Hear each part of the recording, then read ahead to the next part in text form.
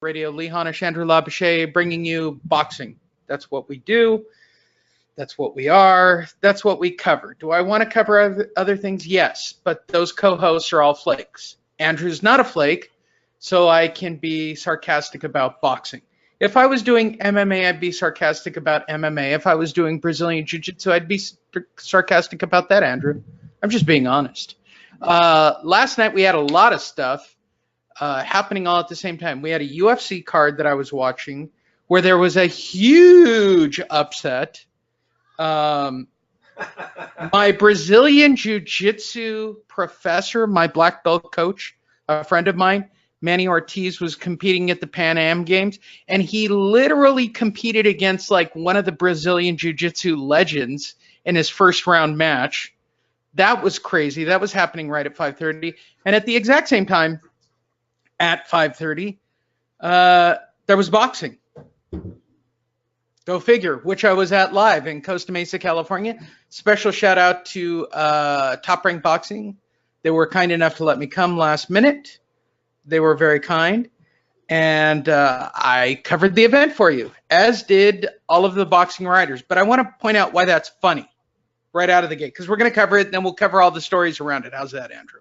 Yes, so sir. Here's what's funny. I show up at 3 o'clock. I'm early. I plug in. I get my shit together because I think Andrew has instilled upon me to be professional, even though everybody thinks I'm an asshole. All the writers think I'm an asshole. Don't any of you think differently. And trust me when I say this, they have physically all been a part of the show throughout the years. Some of them have asked to be regulars. I have treated a lot of them like dog shit because they were nothing at certain points. And I'm doing the time right now. I'm just telling you how it is. As a middle-aged man, Andrew, I have invested 12, 13, 14 years into doing this show, and it's all coming, as the term, it's coming back to roost for me now. So I have to deal with everybody looking at me like I'm a complete dildo at most of these fights, which I'm cool with. I don't talk to them anyway, and fuck them. So we didn't have anybody come up to me at the fight and get any drinks at this particular fight. I'm just giving that a once-over. I was in the back row. I actually put my location on Facebook. If you were at the fight and you didn't come see me to get a free drink, good, because the drinks were expensive there. The food was expensive. Like, we were trapped in this hangar building, Andrew. Like, $10 for a sandwich is nuts. $5 for a hot dog? Is it made out of gold? I mean, seriously. Okay, enough about that. I did go to the fight. I did cover the fight. I did take all my gear. I do have notes, but I'm going to, and I didn't stay for the swing bouts after, so I don't have much of a comment of those things. What I do want to point out, which I think is hilarious, is the fact, and Andrew knows this, is there any physical reason for writers to go? And they were all there, like all the hitters. Ellie and ES News, Steve Kim and ESPN. I didn't see Dan Rayfield, but then again, I don't think he flies if he can get away with not flying, because I think he needs 2 seats to be politically correct. But everybody who was local was there, right? Is there any physical reason in your mind, based on the way streaming is, the way press releases are, is there any physical reason for a writer to physically go to that fight, other than to watch the fights live? You get to talk to their team, right? Okay, wait, I'm with you. But as some inside information there. As I pointed out on this show, you're not allowed to go backstage. You're not allowed to talk to anybody. You're not allowed to record audio. You're not allowed to record any video, right? They made it really clear on this because it's a very dialed-in Disney property, correct? So, as I said, I watch those guys in the back row. They sit in their seats. They don't move.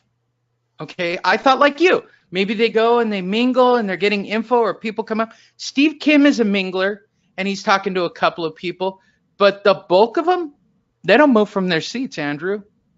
So I will ask the question again. If you are in your seat for 8 hours watching boxing, why are you there? Yeah, I don't know. I have no idea. My point. I'm not trying to be a dick because I like free tickets to the fight too.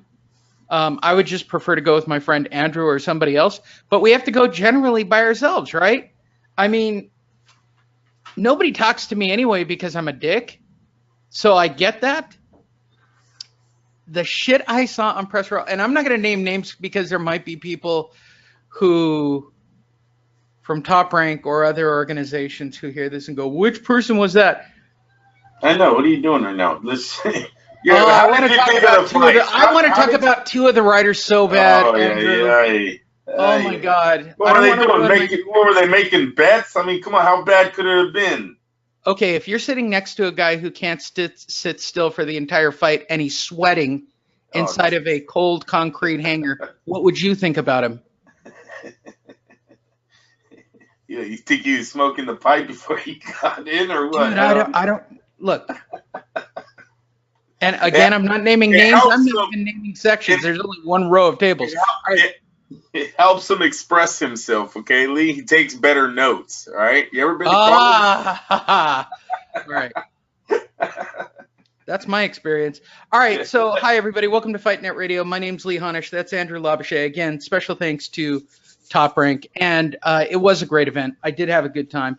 I think the staging was great. I think the lighting was great. I think the location was great. Everything about it was great. I enjoyed it immensely. I don't think anybody expected the main event to have as much drama as it actually did. I confirmed some California rules with my California rules source, so we will talk about that. But I'm going to show the other reason why I think it's funny that there are so many photographers and so many people ringside. So after the fight, right, Andrew? Mm-hmm. The first thing you get is an email, putting it on the screen if you're watching the video. This is the email you get from Top Rank after the fight. Now, all I have to do is read this, and I will, okay? And that's what I'm going to do. Let's start with the beginning of the evening. Middleweight prospect David Kaminsky improved to 4-0 with a unanimous decision over Esteban Payen. All three judges scored it 40-36. Now, here's the funny part why it's funny, haha, right, Andrew? Oh, well, we need photographers at the fight. No, actually, you don't. See, because Top Rank hires someone to do the photos. So you literally get this, right, Andrew? You get a big file package of all the, right? You don't have to pay for those, huh? Those just come, you can download these and use them?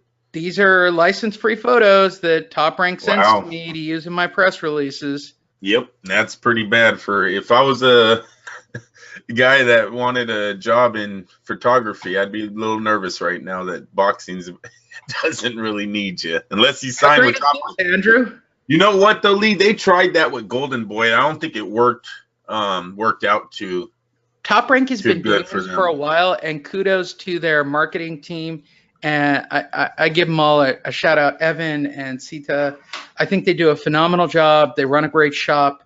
They get everybody in. They take no bullshit from. You know, I thought it was well done. Yeah, I thought you'd like that, Andrew. Well, Andrew, perhaps I'm not covering the right tackle correct enough because next Javier Molina notched a unanimous decision against Adel. What is it? Abdil Ramirez? Okay. Well, surely they don't have photos of that, Andrew. Let's find out, shall we? Yes, so all I have to do is, once again, go to the top, click for photos. If you're watching the video or you're listening to this going, this seems lame. Really? These are license-free photos that they want me to do press right about. There. It's the next, type on that one. They didn't get many photos. I watched all. Did you watch this undercard? Oh, yeah, I watched it from 3 o'clock on. I was there from first bell, bro. Javier Molina. He almost got his ass handed to him. I remember that fight now. He's one of the Molina brothers. Yeah, he started out good, but he started fading at the end there. Got to work on his defense. Takes way too many punches. He only merited one photo, Andrew, which I find hilarious. Oh, well, there you go. That's one negative. Well, I'm trying to find something negative about that shit, but he only got one photo. Okay, so really the biggest deal was Turval, Pulev, and all the white bitches be in the house. Dude, this was the most European female crowd I've ever seen in my entire life. It literally took. So for all of you who think European, Ukrainian, Russian / women are hot, here's the funny part. They've all got these fucking beaks on them. I mean, literally, they've all got these weird noses on them, which I just find really weird. I don't know what it's about, but I digress. There were a lot of hot women in the building last night. Very nice. Hot women in the building last night. Don't get in trouble. Okay. With who? Who am I going to get in trouble with? Shit. Unbeaten Mexican contender Eric De Leon recovered from a flash knockdown in the 5th round. I didn't even talk about Pulev. What did you think? All right, let's talk about Pulev. What did you think of the brother of Pulev? I didn't think much of him. I thought he fought clunky and all over the place. He was kind of a hot mess, Andrew. Yeah. Hey, you got to give him something. You watched the damn thing, but yes, that's what I thought too. Very clumsy. He's all power punching, that guy. So. And there's nothing wrong with being a power punching guy, right? Not if you can do it for 12 rounds. He fought this dude named Williams who was clearly going to take him through the Detroit streets and did everything he could to make it a dirty fight. It was an interesting fight for a couple of rounds, but there was no way Pulev wasn't going to get this fight. And I think I texted you midway through this fight, this is why you buy your undefeated record. I think you should just buy your undefeated record. Why fight for it? You might run into a guy who might be really serious about being in boxing. I don't want to, The sad part is I think that's what they were doing last night, and he still had a tough time with them. So no, this kid came for blood. Clearly, I don't. There were a few elbows. He looks like he's in shape. Is that what you're saying? No, he hit after the bell. He hit on the break. He threw elbows. His clinches were weird. Well, you're talking about Pulev, right? Because Pulev was the one, he got warned too. Yeah, it was a dirty fight. I remember you saying that. It was a dirty fight, back and forth. But yeah, I still think that he was there to take. He should have got a victory a little bit easier than that, Lee. Yeah, clearly. I don't know if I'd try that hard if I was working. They're trying to build the kid out. That was obvious. Yeah, yes, sir. Let's see what else happened on the undercard. Eric De Leon recovered from a flash knockdown in the 5th round to score a 7th round TKO victory over Jose Luis Gallegos. That wasn't really the interesting fight of the night. We will get to the interesting fight of the night. The one that I found the most interesting was South African welterweight Chris Van Heerden defeating Mahori Montez. The reason I tell you that, there was a creepy Whyte vibe in the room last night. Like, if somebody had ran into the building and started screaming, "Kill the white people," it would have been because of this fight, right? So he's from South Africa, and white people are cheering, and that makes me uncomfortable. I don't know why it does. Maybe because they oppressed a black society for so long, Andrew. It's probably why I have a predisposition to dislike Germans so much. And if you're German and you listen to the show, calm down. I'm half German. I'm just telling you, you probably got a Nazi in your past. I mean, calm down. Oh, my God. What's wrong? I'm under control today. All right, let's go. Hey, let me see the photo of Chris Van Heerden. All right, let's look at the photos of Chris Van Heerden, shall we? I don't remember these. Do you like doing the show this way better, Andrew, so you can see the screen at the same time? No, nope. Oh, yeah, I like the show better, yeah, but I wish the pictures are a little bit faster. Well, yeah, okay, well, come on. For those of you who don't know, we do video of each and every show. Go to fightnetradio.com, click on Facebook, or you can click on our YouTube page and watch what Andrew and I are looking at throughout the show. I thought about running video of me today, but I didn't. For those of you who just listened to the broadcast, good for you. Yeah, maybe I was asleep. I don't remember him. How did you miss this? Oh, I do remember the dad. Yeah, I think I was falling asleep on this fight. All right. You didn't miss much. I mean, it wasn't an exciting fight. Yeah, the opponent. Look at that guy. The opponent looked more. Here's the funny part. The opponent looked more like Jesse Magdaleno than Jesse Magdaleno, right? Because he's got the weird carrot top thing. Jesse dropped the color on his hair. Oh, he got humbled, Lee. That's what happens when you get knocked out, isn't it? You go back to the basics and you stop doing the bleach on the top. So the funny part about this fight, I kept wondering about this dude, how old he was. There were a couple of fighters where I'm like, how old are you, bro? Like, seriously, how old are you? Dad does look kind of old. I guess that's why his trunks say dad. It was a weird fight. But White Power, big shout out to South Africans. And finally, before we get into the big one, this is the one that actually made the crowd pop. Top 140-pound contender Maxim Dadashev, 13-0 with 11 KOs, scored an icky, sicky, thicky, thumping KO of Ricky Sismundo in the 4th round. If you did not see it, it's the reason you watch boxing. Yeah. You watch it for these knockouts. People who say they don't watch boxing for the knockouts are liars, Andrew. Oh, I watch it because it's technically beautiful. I like watching two guys go in and box and put on technical skill. It's not about knockouts. It's about the skill and the beauty of the sweet science. Fuck you, fag. Here's reality. We watch boxing for a dude to throw a right hand out of nowhere and make a thumping noise that puts another dude down. That's it. It's the reason I watch the UFC. I'm in Brazilian Jiu-Jitsu and watch Brazilian Jiu-Jitsu because I want to see a dude get choked out or tapped. I mean, let's be perfectly honest. If they had the Roman Coliseum and they brought it back, I'd be the first guy buying tickets, Andrew. A dude versus a lion, I'm in. As long as you make it a fair fight. I don't think the human should get any weapons, but that's just me. It was an icky thump. It's an icky thump of a knockout. What'd you think of the knockout? Well, the impressive thing about this fight was they showed about 3 of these highlights before the kid even got in the ring.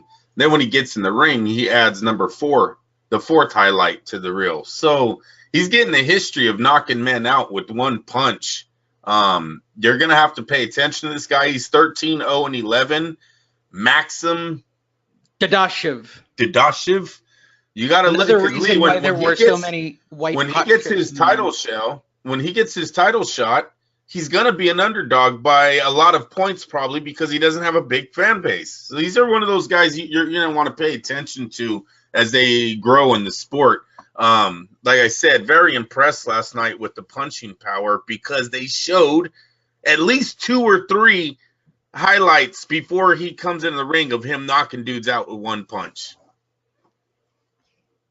And that literally, it won't win it because it was an undercard to showcase, but that is a knockout of the year candidate. It'll be on the list, but it won't win it. Yeah, I'm with you. But you know what I mean? Impressive to watch nonetheless. Impressive. And it was such a good knockout that I was streaming ESPN, which is 30 seconds behind live. I went back and watched it again on my laptop because it was such a great knockout. I don't think it was the best knockout of Saturday night, by the way, for anybody who watched Pettis versus Mighty Mouse on ESPN Plus as well. And that was a pretty shocking that was a Superman punch to a knockout, Andrew. It was pretty shocking. He did a jump off the ground and knocked him out. Pettis was put up against the cage. He was kind of losing the fight and bloodied, and he jumped up and off the cage in a Superman punch and knocked the dude cold. That's awesome. I love a good Superman punch, man. Those are hard to beat.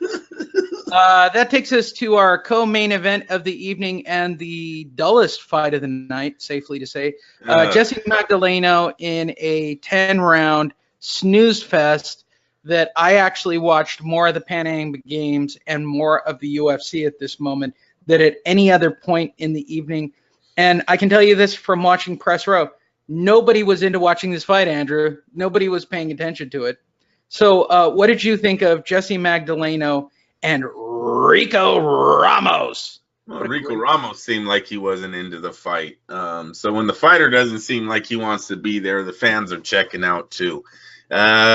It was a very boring fight. Magdaleno really didn't have the power to hurt Ramos. He's moving up here.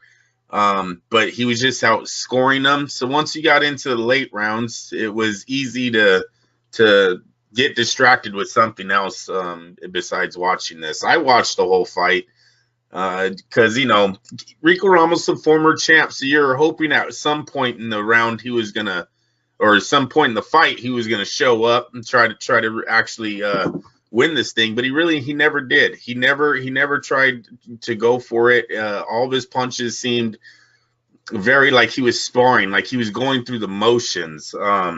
They kept talking about it. I think it was Andre Ward. Bradley kept trying to make something out of it. He was like, oh, I think he's just setting him up. He's playing possum. He was taking all those routes with the fight. I was leaning more towards Andre Ward, that too much time out of the ring, might not have it anymore. They might not have the desire for the sport anymore. It's what it looked like. He obviously doesn't care about winning for his next fight because he didn't try to win in this one. So Magdaleno, he'll continue. Be another undercard for Top Rank. They moved from ballroom guys for Top Rank on a Friday night to the undercard on a Saturday night for Top Rank. I'm really fascinated with this because Bob has talked so high of Magdaleno so many times.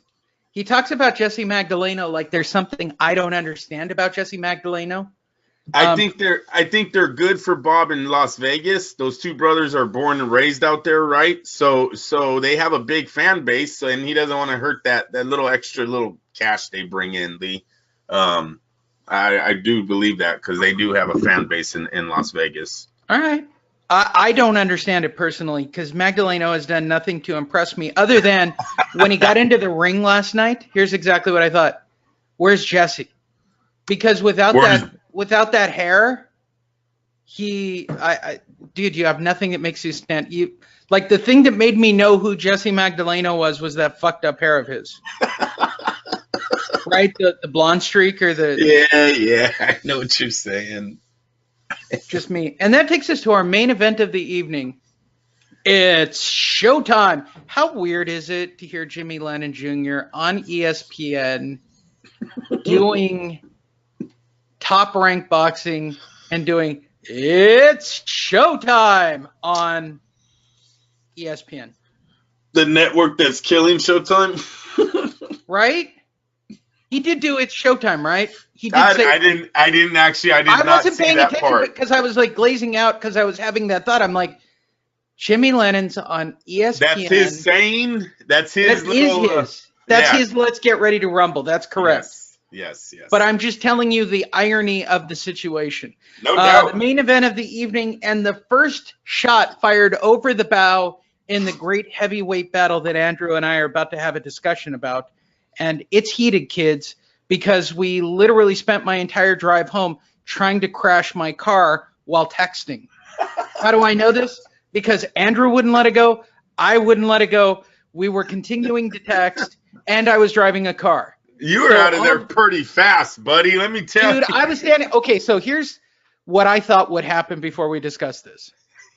After the Magdaleno fight, I had already watched the UFC. I had already watched the Pan Am Games, right? I had been there for 15 hours, and I was already thinking about food, like dreaming about food. I hadn't eaten all day. And it wasn't a diet day, Andrew. All right? Right. So when it's not a diet day, me sitting somewhere for 8 hours watching boxing without food is fucking ponderous. And I was thinking, why didn't I bring a Jersey Mike sandwich with me? Because clearly I should have. Like, I fucked up. I should have brought my own sandwich. I blew it. I'm a fan of Jersey Mike's. What about you? You're a working stiff. Are you Jersey Mike's, Firehouse Sub, that shitty Jimmy Jack stuff? By the way, if Jimmy John's wants to be a sponsor of the show, I'll say your food's much better. But personally, I think your sandwiches suck. And Subway. When you're out sweating your balls off in the Bay, what's your go-to sandwich place? In the city, it's going to be just regular whatever liquor store deli they have at the corner. Shit. They have a lot of delis in the city, not really branded, not franchised sandwich shops. So I'll stick to that. If I'm outside of the city, it's Togo's or Togo's is great. Togo's on that sourdough, especially if it's got a Baskin Robbins attached, Andrew. Yeah. Man, Togo's with ice cream on the side. Subway is only if it didn't work a lot of hours the week before. Then you got to go to Subway. That's No, I'm with you, right? Subway's like the home of the $5 footlong. Like, yeah, it's a borderline slumming it. I get it. It's the Dollar Tree of sandwiches. I'm with you, bro. Yes, I like Togo's a lot. So why isn't your wife sending you with sandwiches? Well, I used to. It's kind of mine. It's my choice. Sometimes I will do that, but most of the time, no. We get to go out and eat wherever we're at. I work in the city, Lee, so it's not hard to. I work a lot in the city, so it's not hard to grab a pizza or something on the street. Driving the Range Rover, buying liquor store deli. Look at you, living the life. While I'm fucking slumming it down at Subway. I don't drive a Range Rover at work. You're like the high class repair dude. Yeah. Hey, you know what? You know what's sad? Did you get the Range Rover yet? Have we had this discussion? No. The non-union shops, they do have vans. Some of them are Mercedes Benz. It's like, nice. You guys are stupid. Your boss buys Mercedes Benz. What does he pay you guys? Yeah, no shit, right? What the fuck? Stuff. Give me my Ford van and my union wage. Thank you very much. Andrew's happy union. Andrew is so pro-union, it's scary. Bring back the mafia, right, Andrew? Bring back the mafia. Yo, mafia. It never left. It hasn't left, what I hear. No, I'm just kidding. I'm just playing. I have no evidence. Hey, I don't need you dead on the job. All right, but I digress. I didn't have a sandwich for the fight, so I had walked down to you don't know where the hangar is at the Orange County Fair, so let me explain this to everybody. The hangar is located. I have to explain where it's located, or this won't make any sense. I know, but it didn't sound good when they kept announcing the fairgrounds. I was like, oh, man. Okay. So fair? All of you picture whatever local fairground you picture, right? Right. We've all been to a fair. Now, in the middle of the fair, right, against the back wall at the furthest point from the parking lot, is usually a place where they have indoor concerts, like the B-level concerts, not the nice outdoor ones in the amphitheater, the shitty indoor ones of the cover bands, okay? That's what the hangar is. But it's really nice. It looks like an airplane hangar. It's really big. It's in the back. It's got a parking lot near it. Now, I got to park in that parking lot, and we got parking for free. Shout out to Top Rank for covering parking for the media. That was pretty sweet. You and I both know you don't always get parking. Right. I parked outside the fairgrounds and then walked all the way in. I went to go get a couple of Advil because I was getting that hangry headache thing. So I walked down, I flashed my badge at the dude at the gate and said, I'm going to drive my car down next to the hangar. And the dude went, okay, I don't know why you didn't do it the first time. And I went, dope. All right. Apparently, as media, you get to drive your car all the way down and park next to the hangar, which I did, right? I did that during the half-hour break or when they did the swing fight. Had my Advil. So now you understand the backstory. So at the end of the Jesse Magdaleno fight, I packed up my computer, took my coffee, took all my shit, checked under the table, did all the stuff you're supposed to do to make sure you don't leave shit behind, right? I walked out to my car, which was now next to the building, put all my shit, including my jacket, into the car, walked back in, texted you, and went, this is a one-round fight. I was literally standing at the door to watch the one-round fight. Now, let me explain the story of this fight. For those of you who have not watched it, go to your ESPN Plus app and watch the circus unfold. Kubrat Pulev took on Bogdan Dinu in what I can only classify as one glorious clusterfuck of fighting. Like, you had everything happen in this one fight that is all the reasons I like to watch boxing, Andrew. Like, literally, this fight, if this were every fight that I watched, I would be happy. This is like a missed call in the NFL followed by the next play being a touchdown pass. Like, this is everything in boxing I love in one fight. First of all, it's two big guys who realized they were the first two heavyweights in the heavyweight war to get actual exposure, right? These are the first two guys out of the gate who are getting real-time heavyweight exposure as a main event on a big card with a lot of eyes on him. So these guys want to impress, right? Bogdan Dainu, for those of you who don't know, look at this, and I'm not even looking this shit up, Andrew. Bogdan Dainu is the dude who got knocked out by Big Baby Jamal Williams, Jarrell Williams, right? Miller, whatever. Fuck. The dude who's going to get knocked out by Anthony Joshua. All right, let's all call it right now and get it over with. Yes, and sir. who brought Pulev, whose only loss in his career is to Klitschko. Everyone got that? That's the setup for this fight. Magically, somewhere between Tyson Fury getting signed, right? Pulev gets signed with his brother. They somehow Top Rank got on a SoCal fight card, got it all on ESPN, and they managed to slide this in as the first heavyweight attraction with everybody talking about the heavyweight division. Andrew, I'm not going to be surprised when this has got 1.5 million eyes on it. Are you? Let's start right there. Overs and unders. I'm calling it 1.5 million easy. Yeah, I mean, you never know. It's ESPN. It was on regular ESPN. What was right before it? Was it college basketball? I don't know. I don't know, Andrew. You know what? It was wrestling, Lee, and I don't know how good of the views they're going to get because who was watching championship wrestling? Ben Askren. That was about it. Wait, do you want me to say famous wrestlers to show off how much I know about collegiate wrestling? You know what I'm saying. I had some family members. Your cousin. Yes, exactly. My nephews. Me. Yes. Your nephew. Wait, hold on. I could do one more. Dan Gable. Kurt Angle of the WWE. If it was the March Madness, then I would have said. Oh no, March Madness was off the hook last night. Did you see the upset? Yeah, Irvine upsetting the Gophers or the Hedgehogs, taking down who was it? Number 4, K-State or Illinois or. Wow. No, there was there was a 14 taking out of 4 or something crazy.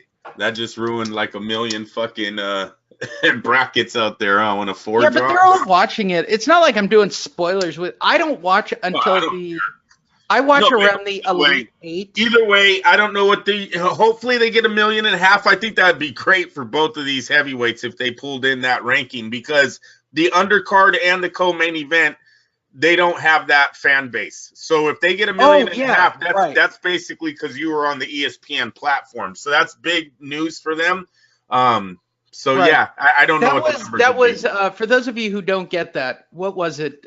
So the night that I had my cage fight against Aaron True, everybody goes, boy, that's the stupidest thing you ever did. And I went, yes, it is stupid. But I said at the end of the day, there's a lot of fighters who got a lot of exposure because people wanted to watch a car crash. I said, which is really the only reason to do this shit. It's the only reason for me to do that fight. Like, part of it was my ego, but the other part was there was more press there than normal. I think this was great for Magdaleno. I think the fact that Steve Kim, who's the guy from Riverside Press Telegram, he was there. Everybody was there. I mean, literally, the hitters were there. Well, these guys are. I mean, Pulev is looking to fight AJ next, so this was a major fight in the heavyweights, Lee. This is why I was telling you about it. Looks like what's starting to shape in the heavyweight division is that Anthony Joshua is going to have to wait for Deontay Wilder and Tyson Fury to get done with their rematch. Okay, let's not get into the semantics of outside the ring just yet. Let's talk about this fight. The first 3 rounds were pretty much a shit show until Pulev got cut substantially, Andrew. I mean, substantially. He biffed open, correct? It was an ugly cut that was by 2 right hands. 2 right hands landed on him, and man, if you had HD on this fight, you could see it totally pouring out when his punch landed. So Andrew goes, if the fight stops on the punch. Now, I'm not listening to the telecast. They're trying to say we don't know if it's on a punch or a head clash. They're trying to find out from a production standpoint. So I immediately play my card of somebody I know in the California Commission who may or may not have been at the fight, so I don't want to ruin my source, Andrew, and said punch, headbutt, to which I got punch. I said fight stopped right now in the 4th round. is it a TKO? To which he said, yep, which made Andrew very happy because that's what Andrew said, and Andrew always likes it when he's confirmed by a California official. One thing we have to look at, because me nor the commissioner knew what the ref had called. The ref called an accidental foul. And what I want to know in the rule book is, if it's an accidental foul, do they go to the scorecards after 4 rounds? Because I believe they do. I do not think it would have ended on a DQ. A DQ is only when you saw this from the text. They called it on the punch, Andrew. Whatever the referee said. That. But he called it an accidental foul. I get that. I get that. He's wrong. The commissioner was all sitting ringside. I'm sorry, Lee. I'm talking about the knockout. I know. We'll get to that statement. Yeah. I'm sorry. No, you're right.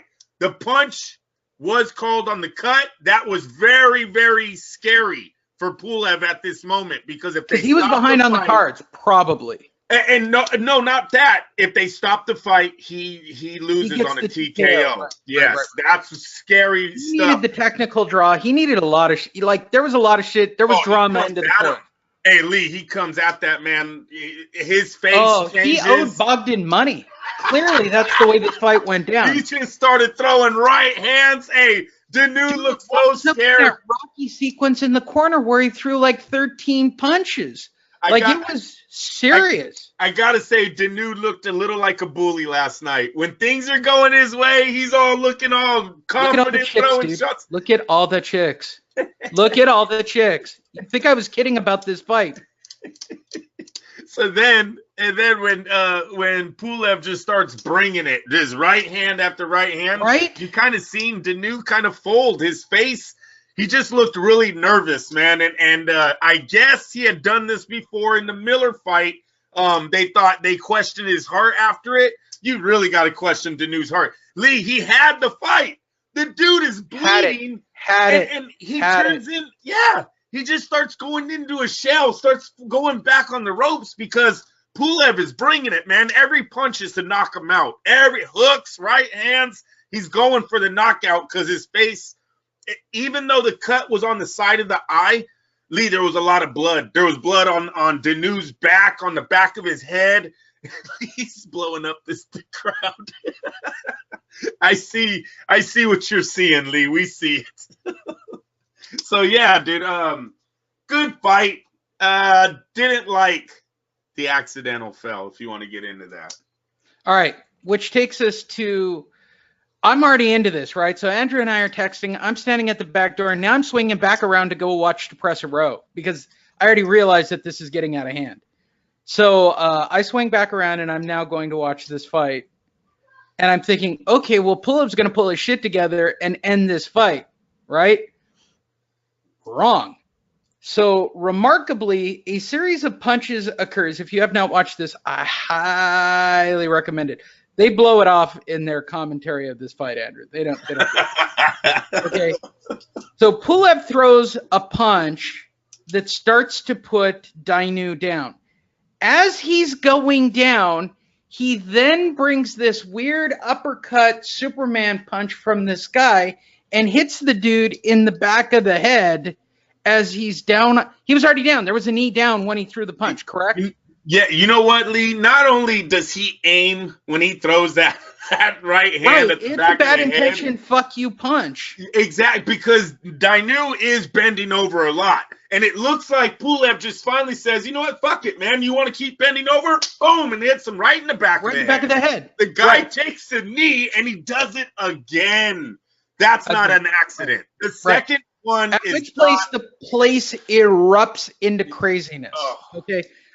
For those of you, I don't know if it translates on ESPN, but I am telling you, it's a borderline riot, because all of the commission is now running around like chickens with their heads cut off, because the referee is like talking to the guy, and I'm thinking, well, this fucking fight's over. If they're not going to call that an illegal punch, fuck this. I'm getting in my car and I'm going to go get a sandwich, right? And as I'm walking out the door, I turn to look, and there's another doctor in the ring, but they haven't called the fight yet. So I'm standing there for a couple of minutes going, what the fuck's up, Chuck? And I'm waiting, and I'm waiting, and the referee's not waving off the fight. They're giving the dude time. The ref literally walks up and goes, "Hey, come on, you're okay. I want you to get up. You're gonna fight." Right. You can't. How are you gonna tell a fighter you're okay? Get up. You're gonna fight. The ref knew. To which I now text my contact who is sitting there. I said, "Correct me if I'm wrong." My I said, all he has to do is stay down and he wins the fight. To which my contact wrote, "Yup." Lee, you should have laid face first, man. Face, that fight was over. You know what? He hit him twice. Stay down. You get the win, asshole, on a very televised. Like, you at least get a rematch for $1 million, bro. Like, You're gonna make it to Vegas on an undercard. You're gonna get another payday out of this fight. Instead, you're gonna be a forgotten asshole who got back up and tried to finish this fight. And you're already hurt. Right? That's the truth, right? We're never going to hear about Bogdan Dainu ever again. He's not going to show up anywhere. That's two defeats. He's not lining up to get him. This is the end of Bogdan Dainu. Like, if the dude stays down, he's at least got a rematch with Pulev in the future. Right? Yeah. Right now, I'm going to be honest with you. The California Commission needs to be a little nervous. They don't see court papers down the line here on what that. Lee, that referee, that referee is on camera saying, "Get up, you can continue," and that's not right. That man got hit twice behind the head. The ref seen it because he takes a point away. He calls it an accidental foul. An accidental foul. Bullshit. He aimed for the back of his head. It's not accidental when he's looking at the when he looks at the judges and takes a point away for said punch. And then not only that, but he puts his left hand out there as a target, boom, and drops a right hand on the back of the head. Come on. Accidental, my ass. He got frustrated. All he had to do was stay down, Andrew. And this dude would be knee deep in Ukraine vagina. You're so stupid. Why else fight, Andrew?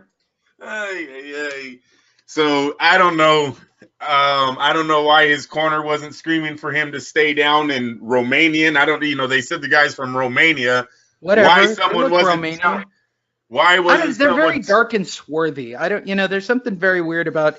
This is how I picture all of them, like this with the big nose kind of thing.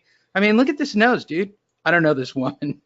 That is quite the nose, right? She looks like a vampire. Yeah. So, anyways, are you? Yeah. So he got up. He got up, and then he got up, and then he got knocked out. That's the end of the night. Now I was already debating food.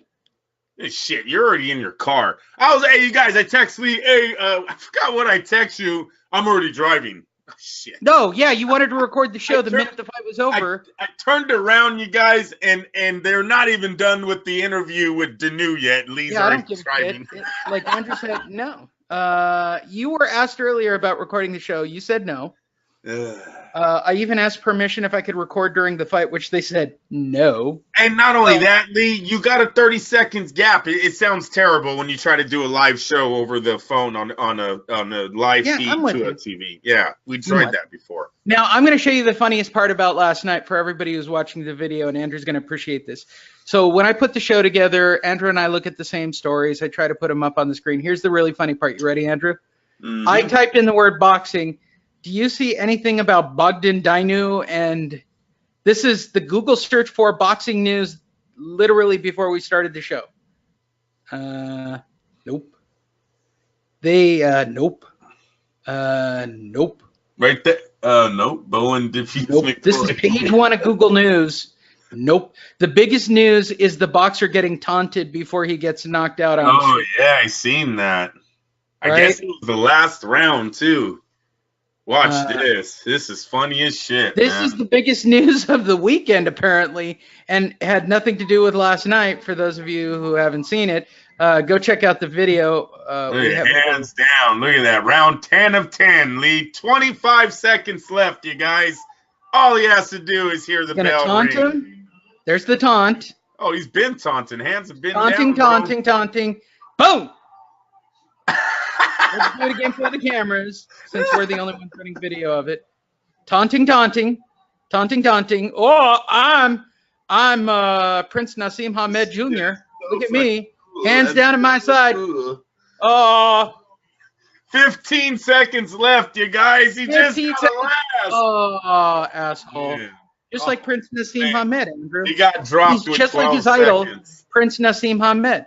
Taunting. Taunting. Oh, I'm awesome. I'm the next big thing. And guess what? You are officially not going to be the next big thing. Look at the dude in the front. Look at that's Frank Warren in the front row. Watch Frank Warren shit his pants about his fighter. Watch Frank Warren in the front row. You'll see him jump up. Oh my God, that's the best. Frank Warren's thinking, I got the next Prince Nassim Hamed.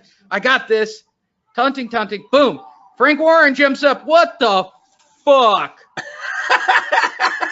One more time, because I just like watching Frank Warren. Hey, seen Tyson Fury do that shit too in the 12th round. Tyson Fury, I fucking said he needs to stop bending over. In the 11th round when Wilder clipped him, I said he needs to stop bending over. He's going to get fucking caught. And look what he did. How is this the biggest story?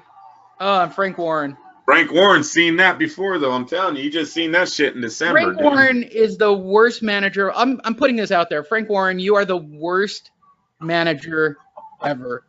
Like sad. You're just a bitter, angry man who hasn't got your shit together. He's losing a lot of his power right now. Yeah, Carl Frampton just signed with ESPN, dude. Let's watch it one more time, just because I know Frank Warren shits his pants at this moment. This dude's losing on all the scorecards, getting taunted, getting Prince Nassim Hamed, and then, wait for it, and here's the end of your career, bro. And Frank Warren with, what the fuck? And what was sad is the guy almost landed that right hand earlier in this round. He almost, and the dude did not learn from it, keeps his hands down, playing with fire, and he got burned. So great, Andrew. So great. So great, I don't even know what to say. It's so great. That's the biggest news of the weekend. No, it wasn't. Where's the Tyson Fury announcement, dude? Okay, you think I'm kidding. Here's Google. I'm going to type in the word boxing. Okay, but you're smarter than that. You know that Tyson Fury's announcement was the biggest news. Well, it might be. Let's see what it says on the topic of Tyson Fury, shall we? As I said last night, Tyson Fury is going to take on Tom Schwartz. And if you're thinking to yourself, who the fuck is Tom Schwartz? That's why Eddie Hearn slams the Gypsy King. Oh, so let's find out more. What? You want Nothing. A different story about it? No. Eddie Hearn needs to be quiet, though. His guy's fighting Miller.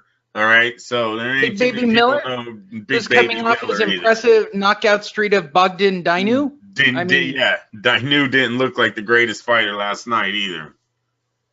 Yeah. Obviously not the smartest. Oh my God! Stay down. Stay down, bro. He's all wobbling. Stay down. He was all wobbling. Continue, boss. There you go, boss. Okay, whose article would you like to read? His manager was probably losing his mind somewhere. What are you doing? Lee, I haven't seen one that bad in a long time. Seriously, Roy Jones clipping Montel Griffin didn't seem as bad as what I was seeing last night. What are some other famous DQs on the one knee? Cotto, Triple G did it almost. He almost got DQ'd. What is it against? Andy Lee or one of them? They went to one knee. He clipped some. Wasn't that bad? That guy got hit behind the head twice. Stupid. All right, go ahead. Continue. I'm sorry. So let's start with we'll see what Ryan has to say on the topic. Ryan's a trusted voice in boxing. Shout out to Ryan Sangalia. Ring Magazine. Tyson Fury set to face unbeaten champion Tom Schwartz. This coming to us from Ring Magazine. The worst kept secret in boxing this week was confirmed Saturday night during the Kubrat Pulev Bogdan Dainu broadcast on ESPN. Tyson Fury, fighting for the first time since co-promotional deal with Top Rank, will be facing undefeated German Tom Schwartz in an all-Nazi Aryan bout on June 15 at the Thomas & Mack Center. Lee Honish of Fight Net Radio is really excited. When interviewed, Lee said, "Why are you so excited about this fight?" "Because I can get credentials, bro. Because I can get credentials." Fury, 27-0 with 19 KOs, resurrected his career and bolstered his credentials as the divisional lineal champion in his last outing, getting off the canvas twice in a draw against WBC title holder Deontay Wilder, December 1st in Los Angeles. Ring Magazine has a much higher standard for their articles, Andrew. I'm very fit, very ready. I can't wait to fight, Fury told the BBC. Schwartz is unbeaten, young, fresh, and ambitious. A second fight will have to wait as Wilder's team received an offer from both Top Rank and DAZN, the streaming platform that broadcasts the fights the IBF, WBO, WBA heavyweight title holder Anthony Joshua in the U.S., but elected to decline them both to face mandatory challenger Dominic Breazeale on Showtime. When asked, Deontay went, "I just looked at the calculator that was handed to me by Steven Espinosa, and it showed how I was going to make me more money." Assuming Fury wins this fight, he'll have another appearance in the United States, and hopefully in February he will end up fighting Wilder. Okay, Andrew, I don't want to get into the great debate of the next fight. Okay, not yet, because that was the greatest bane of our argument last night. Let's just talk about this fight first, okay? Yep. What do you think of Tyson Fury fighting nobody in Vegas in June? Well, I'm hoping the nobody turns into someone. He's undefeated, okay? So we knew, whoever thought Tyson Fury was going to come back and fight a top 5 opponent right before either rematching Deontay Wilder or fighting Anthony Joshua, you're insane already. So let's give him credit for taking a 24-0 fighter with 16 knockouts, who's also 24 years older, a lot younger than Tyson, and is 6'6". He's not a small heavyweight. This isn't he didn't pull a cruiserweight up, right, and fight him. I'm not mad at this opponent.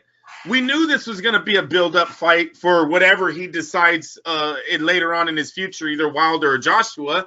So I'm glad they're taking the risk of fighting an undefeated kid that, hey, guess what?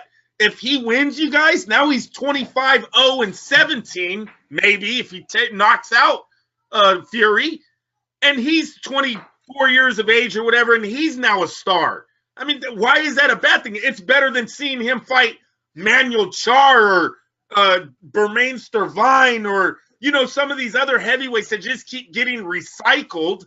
I wouldn't want to see Tyson Fury fight them. No, I'm not mad that he's taking on Schwartz. Now that is with me believing he is going to either fight Anthony Joshua or Deontay Wilder in his next fight.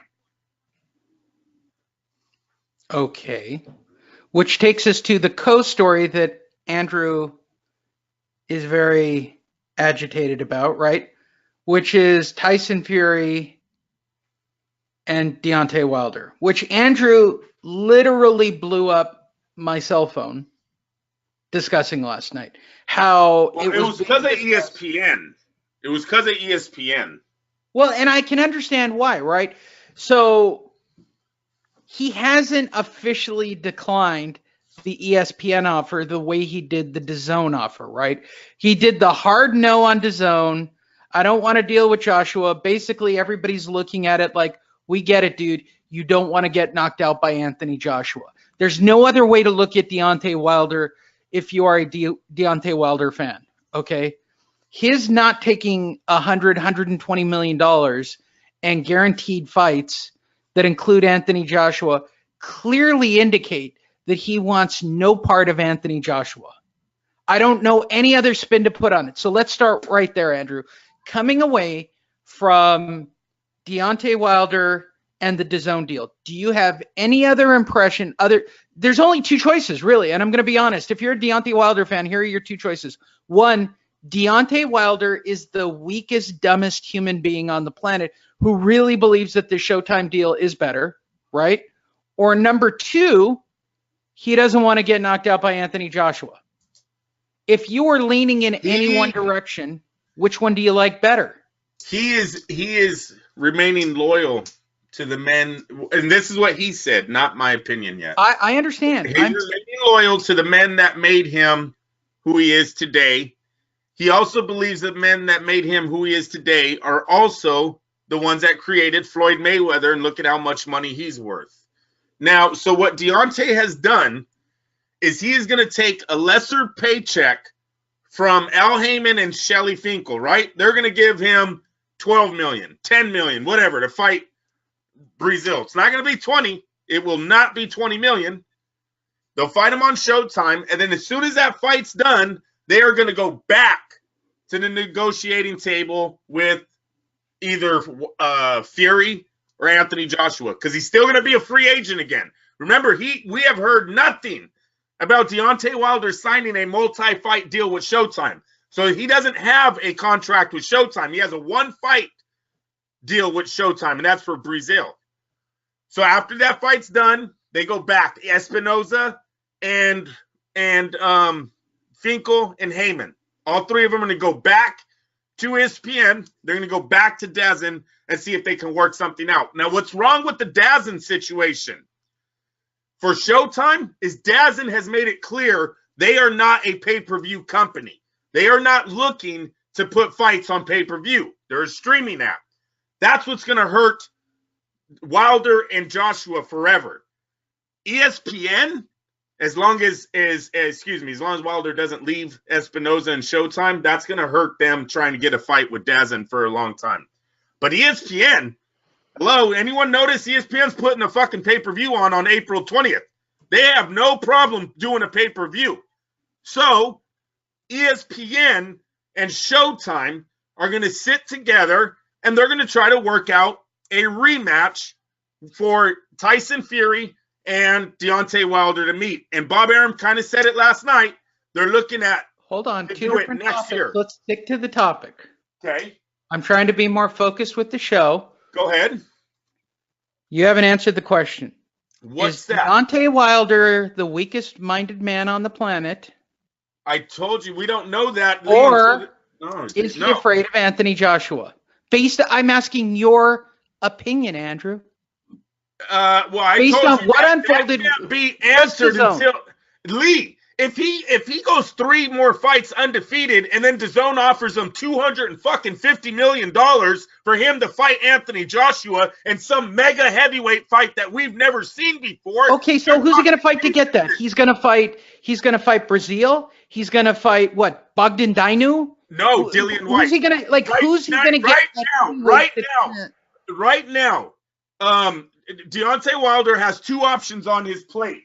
He can fight after he beats Breazeale, you guys. This is with him. May 18th, he's fighting Dominic Breazeale. If he beats him, he's either going to have a rematch with Tyson Fury on an ESPN card, ESPN and show. What makes you believe that that's really going to happen?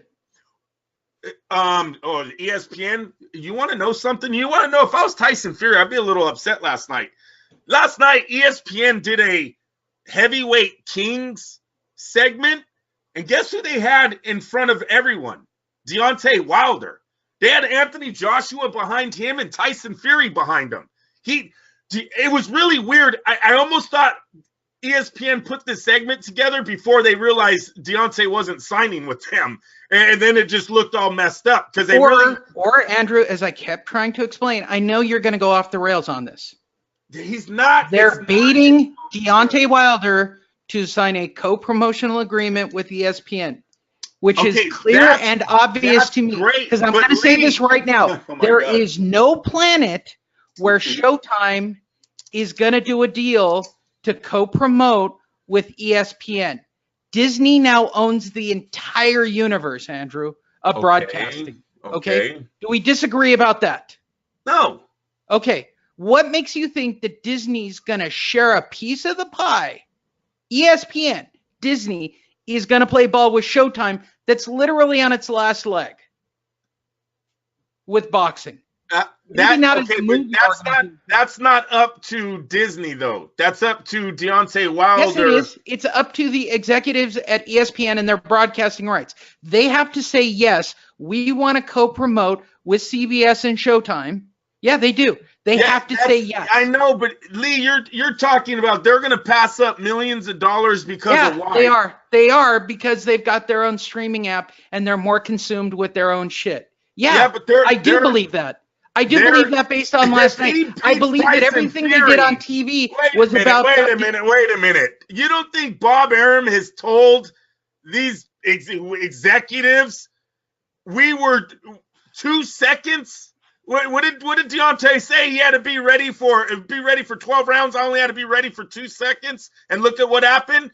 He was 2 punches fucking away from having the biggest heavyweight fight in the world. That fight with Joshua is Bob Arum's destination. It is not Deontay Wilder. Deontay Wilder is a flash in the pan. I understand that he's just trying to get a payday out of Tyson Fury and Deontay Wilder, and it's worth money. It's get worth that. Money, but the reality is this. Deontay Wilder is holding the WBC title hostage.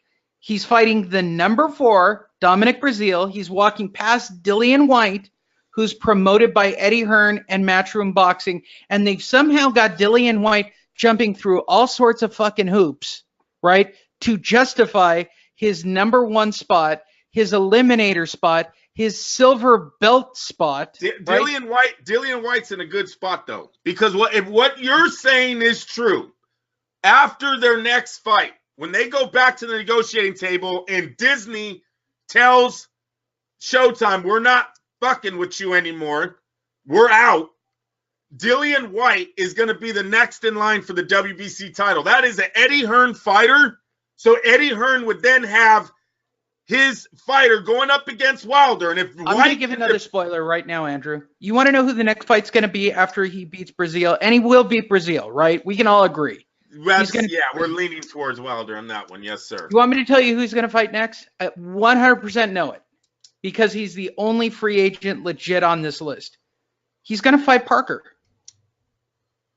Parker's with ESPN. Parker is promoted by Roy Jones Jr. Boxing. He signed with ESPN. Roy Jones Jr. Boxing. Okay. He's with Bob Arum. He's with Bob Arum. Maybe he's a co-promote. I don't know. Really? Okay, let's go to the top rank and check. Remember, not only did he just fight on ESPN, but remember that's the guy they stepped over. Who was the Mexican heavyweight? They went to New Zealand. So you think Parker is still, right? Yeah, because they went to New Zealand to sign him over that Ruiz guy. Yeah, I'm telling you, I know. And he got a shit show, and that was promoted by Roy Jones Jr. Boxing because they have a Parker promotional agreement. I know for a fact because I got the press release, Andrew. All right. Keep an eye out. I don't see any Parker. What's his first name? Joseph Parker. There he is. There you go. Right. There he is. Yeah. 24-1. They haven't even updated his record. That's how old this is. Maybe he's not with them anymore, but I know they signed him when he fought Ruiz, and then he got. All right, now you're making me open my mail to find the Roy Jones Jr. Joseph Parker. I'm gonna find it. I'm determined now. I think Bob Arum already worked out a deal with Eddie Hearn to take Pulev. The only thing I'm nervous about right now is this cut. Will this cut heal in enough time so they can stick Anthony Joshua in with Pulev, let Wilder fight Fury? Once Fury gets through with Wilder, then they do the Joshua fight next year, the middle of next year, the end of next year, 2020. Fury, he fought Huey. No, that's 2017. And he wasn't even promoted really by Bob then either. That's pretty sad. It's after Ruiz. Whenever he beat Ruiz. Okay, hold on. Google.com. I'm telling you it's going to be somebody like a Parker. Well, right now, Lee, the only thing Deontay Wilder has in this negotiating thing with AJ is that he's the WBC champ, and AJ kind of has a hard-on for being the guy with all the titles. He wants them all. So and here it is. Keith Veltray, promoter. Right? Roy Jones Jr. slams New Zealand Boxing Commission about controversial Joseph Parker fight. COO Keith Veltray, slam Professional Boxing Commission. Andrew, that's Roy Jones Jr. Boxing out of Vegas. I know that, Lee, but they still could be co-promoted by Top Rank. I mean, there's a lot of guys that have a promotional company, and then they sign. Look at what Frank Warren just lost Frampton and Tyson Fury. He's still their well, yeah, he was still their promoter, but then they signed a co-promotion with Top Rank and ESPN. Maybe Bob Arum dropped them already. I really don't know, but I know Joseph Parker. Didn't he just fight on ESPN? I got to say he was just on ESPN, though. But maybe I'm wrong. It really don't matter. I'm telling you, Wilder needs to keep the belt, right? If Wilder doesn't have the belt, he's really worthless to Anthony Joshua. Lee. Oh, Alexander Flores is Roy Jones Jr. guy. Sorry, my bad. I got it backwards. All right. Okay. It's not going to be part. I guarantee it's not going to be any of it. It's going to be somebody who's a free agent, Andrew. Well, look, right now, Eddie Hearn is putting pressure on Suleiman about the Dillian Whyte situation. And that's not going to, that doesn't mean dick in this universe. You know it. Well, okay, so let's. Really? Do we need to go down the Sergio Martinez road? What do you think's going to happen? Is Suleiman's just going to say, Dillian Whyte is no longer the #1 contender? No, he's going to do the same shit he did with everything else in this topic. Okay, we'll hold a meeting next year. We're going to suspend the discussion till next year's WBC Fiesta party that we hold once a year, and then we'll bring that topic up again. That's what he does. He keeps tabling the topic and never discussing it. But Wilder at this point would have had to have fought in Tyson Fury or Joshua, right? He did fight Tyson Fury and he got the win, so he's safe. He's literally safe because he's fought Fury, he's fought Ortiz, he's fought guys in the top 10, right? He doesn't have to fight Pulev. You're going so much against the grain. Who's Povetkin's promoter? I mean, there's enough shit here that he can dance around and not fight anybody. No, but there's mandatories, and unless what you're saying is Suleiman is going to suspend the mandatory defense, I've really never heard. Why did Dillian Whyte have 2 #1 contenders fights? Why did they give him that stupid silver belt? Why has he not fought Deontay Wilder? Because Wilder fought Fury. You know they're going to scrap. Because the WBC hasn't forced the match. And Wilder fought Fury. Okay. That doesn't mean. Look, if you have an eliminator, Andrew, you and I both remember this quite well. Dillian Whyte won the eliminator. Then they had a #1 showdown, and that still didn't cement the deal, right? So they gave him that bullshit silver jack-off. Well, he fought Chisora for it. Yeah. Right. Knocked out That's Chisora. a second #1 contender fight that they had. I know that. Well, he wanted to stay active, and Wilder chose to fight the lineal champ, which we all know makes a lot more money than a title defense. I understand that, and I'm okay. And literally, I'm okay with that, which means your next fight, without a doubt, should have been Dillian Whyte. And the reason we're not fighting Dillian Whyte is because DAZN, Matchroom, are not fighting on Showtime. They're not doing it, Andrew. They're just not going to do it.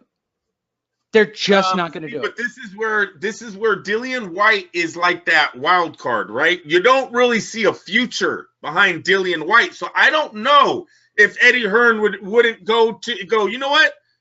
We'll just let him fight on Showtime. Andrew, that you really believe that there is a universe where fighters really fight. No, I'm just telling you the truth. Fighters don't fight fighters. You got to start accepting it. Why are you? There are 3 organizations. Someone special. Why are you? No, there are 3 organizations. Jesse fucking Vargas. What are you talking about? 3 UFC now in play in boxing. There is DAZN. There is Showtime. There is ESPN. There is nothing else. La la la la. That's about fighters that they think they have a future with. Dillian Whyte is not one of those guys. Dillian Whyte is fucking baby boy Miller. Okay. You can let him go. I hope you win, but if you don't, you can let him go. He's not doing that. Okay, with then if Joshua. that's the case, then why hasn't Deontay Wilder signed that fight without even batting an eye? Just so that he could fuck with Eddie Hearn. Well, he likes being a free agent right now. So he just took offers from both companies, right? He took the lesser offer from Showtime. No, Lee, oh my God.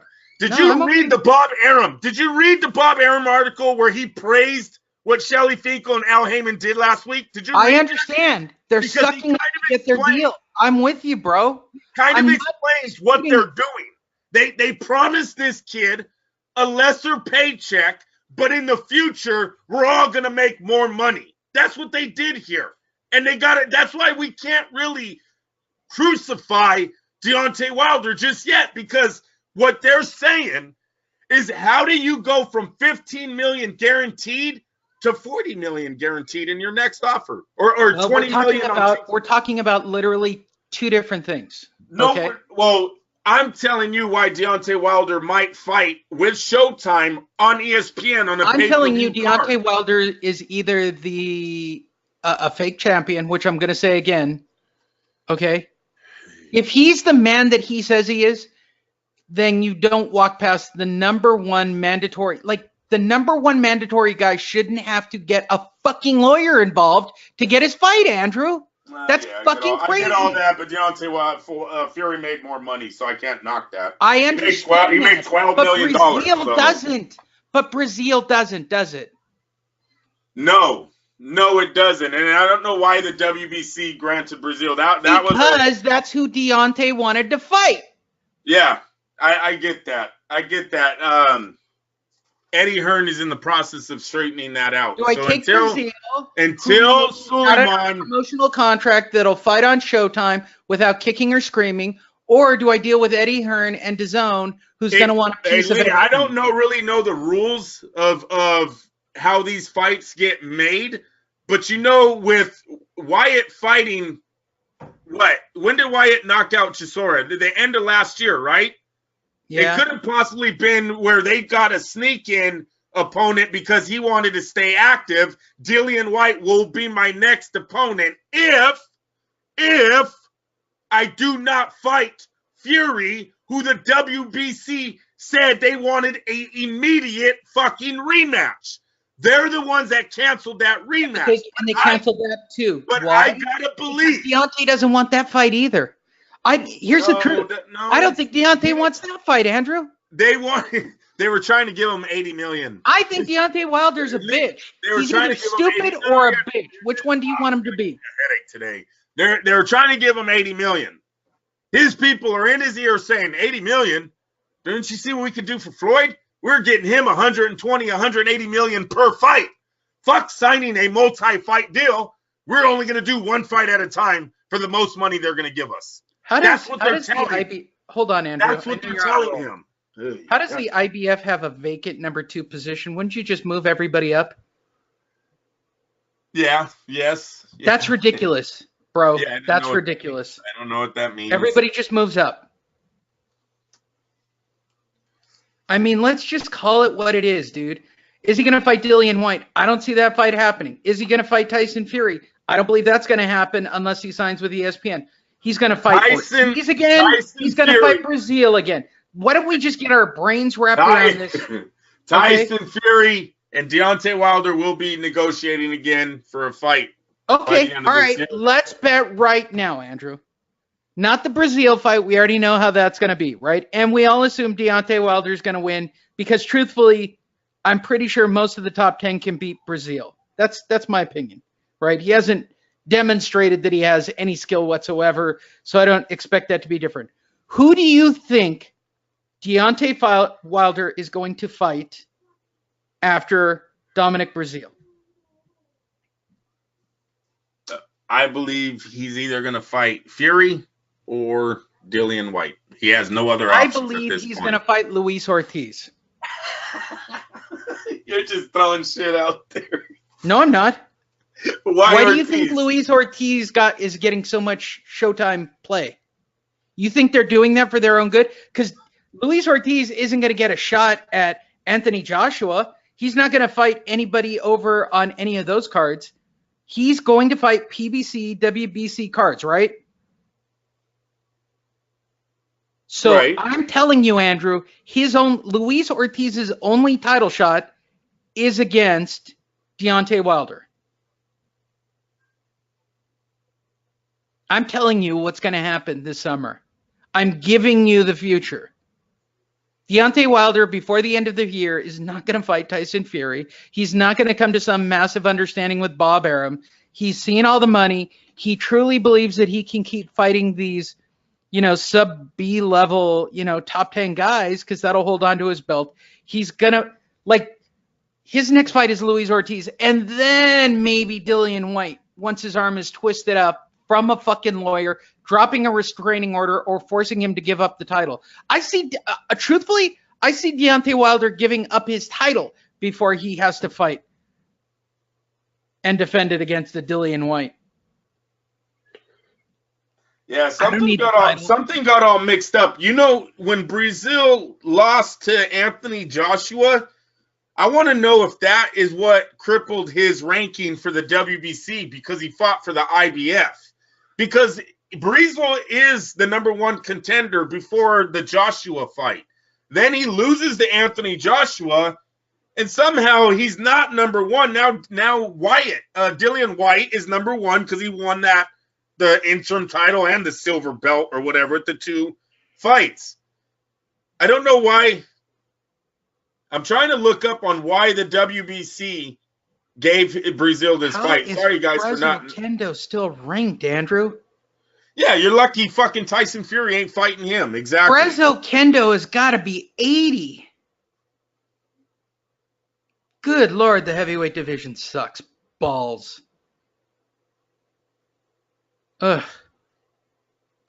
Andrew, this is an abysmal heavyweight division. No, it's not. It's a very good heavyweight division. Really? No, it's not. Yes. Yeah. Dillian Whyte is shit. We have Schwartz not being taken. Wait, Schwartz is being taken. Dillian Whyte's not going to get a fight. He's just not. Dillian Whyte's the only one getting fucked in this whole thing. Schwartz is going to fight Tyson Fury, so he's got a shot. Miller's got his shot at Joshua, right? Joshua, Wilder, Fury, Wyatt, Povetkin, Miller, Ortiz, Pulev, Kowalski, or whatever that Poland ball-headed dude is. Breazeale, Parker. And then you go to number 13, Joe Joyce. We know all of these guys. When is the last time the heavyweight division was known for the top 12 of 13 opponents? That's it. No, Lee, we haven't been in a better place in a long time. I'm starting to agree with Deontay Wilder on this. Bring back Klitschko. Fuck. Thanks to the PBC, number 18, Charles Martin, Andy Ruiz, Arthur Spitzka. You still know these guys. I'm down in the 20s now. I'm just telling you, Andrew, you gotta know that there's only 3 organizations left in boxing. DAZN, ESPN Plus, and Showtime. There's nothing else for a heavyweight.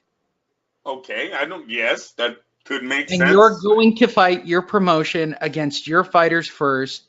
The WBC is in Deontay Wilder's pocket. That's not an alleged thing. They are a despicable, atrocious organization. They have fucked fighters in the past. They have protected fighters in the past. And now they're protecting Deontay Wilder. We saw it with the Tyson Fury thing the minute Tyson Fury signed with ESPN and Bob Arum. We saw it. We saw it play out. We looked at those stories and we laughed about it. Oh, okay. They don't have to have the fight anymore. Okay. Yeah, because Bob Arum isn't going to pay your fucking money and he's not going to deal with you. I don't think Bob thinks he has to have a title in this. I think he just has to have a strong dog in the fight, right?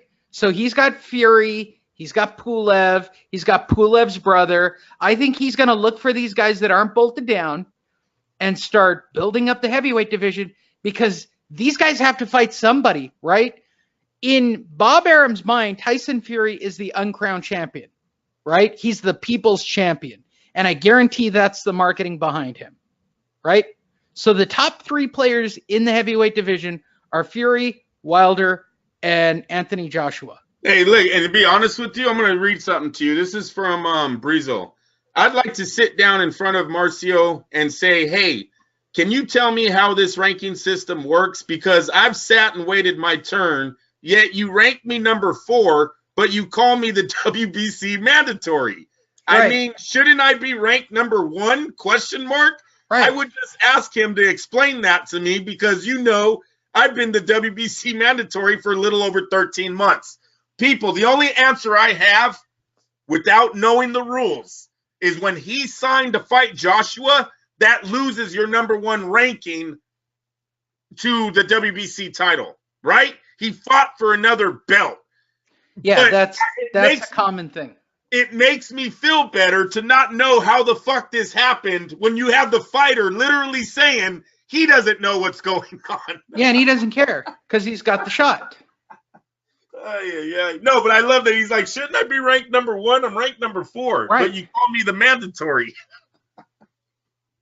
And some of these fights are going to work themselves out, right? So Brown is hovering around the top 10. Ruiz Jr. is hovering. Chisora is hovering. That'll work those guys out. I don't know those two. No, it's all coming down to these. It comes down to the mandatory decision by the WBC. Listen. No, it doesn't. Yes, it doesn't. Oh, my God. Lee. They're going to put it off. Wilder is not. I know. We'll end this soon because we're not going to keep running around in circles. But he's not fucking just giving up the WBC strap. He's not doing it. So if Eddie Hearns gets Suleiman to go, you know what? You're right. He is the number 1. He's had 2 number 1 mandatory, or what were they? Eliminator fights. Right. He's going to get his shot next. If he says that, Dillian Whyte will go to Showtime. It will be an all Showtime event with Eddie Hearns still the promoter of Dillian Whyte, not DAZN. They're going to fight for that title. All right. So your prediction is Wilder gets through this fight, and then he will. No. My true prediction is they're going to be working with the Tyson Fury pay-per-view event.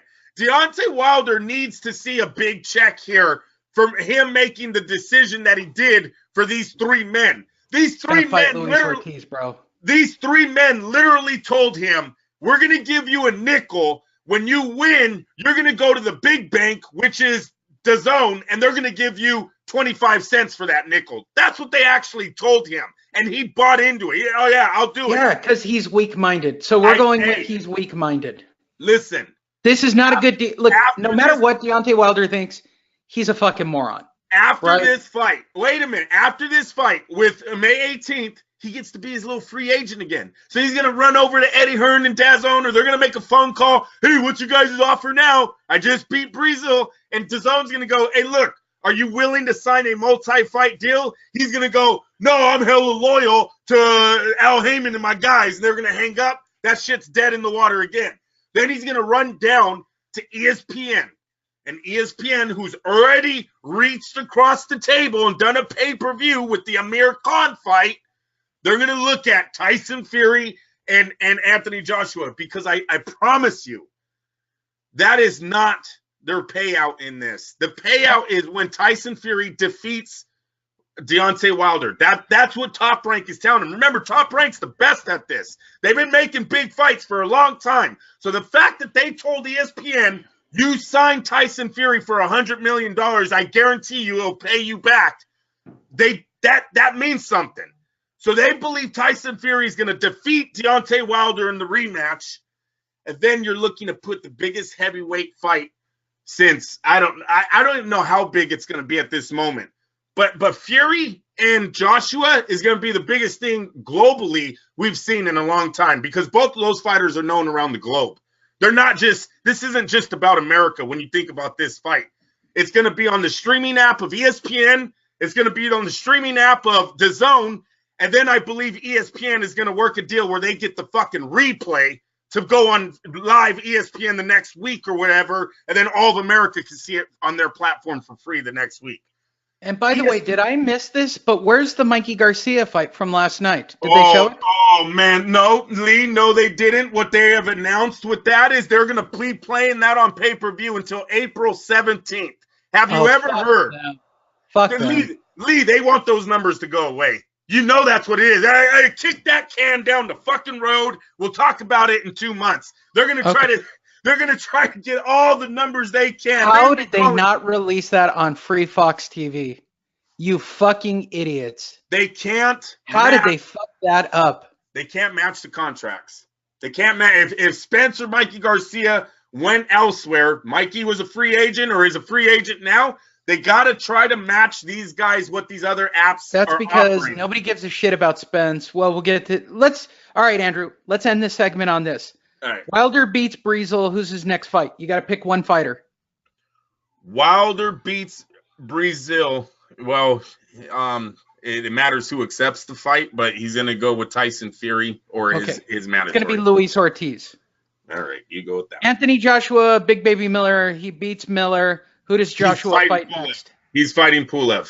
He's gonna defend his IBF title. That's what you think? Yes. I think he's gonna fight Dillian Whyte,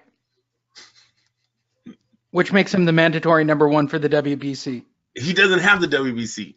He can't be that. He can't be that. But by champions can't be contenders. I understand. All right, but he can only unify. And he's not ranked by the WBC. I get that. Yes, he can only unify. But I guarantee that his next fight after Miller is going to be Dillian Whyte. I'm just telling you how it is, bro. Eddie Hearn's got a wild card though. Eddie's like, look. He doesn't. He doesn't have a wild card. Oh my God. He doesn't have a lawyer that big. Bro, the whole boxing world knows how this thing is structured. Jose Sulaiman is really going to have to pull a rabbit out of his ass to get this mandatory shot away from Dillian Whyte. It's going to be the most corrupt shit we've ever seen. Matter of fact, it might question my desire to even follow the WBC anymore if they get this mandatory stripped from Dillian Whyte, who has beaten 2 people for his title shot. Eddie Hearn is pretty fucking big in boxing right now. If Mauricio Sulaiman had any brain cells upstairs, Andrew, you don't piss off the hand that's going to feed you here in the near future. Andrew, do I need to remind you? Do I literally need to remind you of the Suleimans and fucking other fighters? I don't know if fighters of this caliber though, bro. Seriously, this is pretty Anthony big. Joshua's a little big. Yeah, he's pretty fucking big. We're talking about a $50 million fighter, dude. Matter of fact, I think Maurice Sulaiman wants nothing more but to get his title, his what are they called, sanctioning fees to that $50 million paycheck.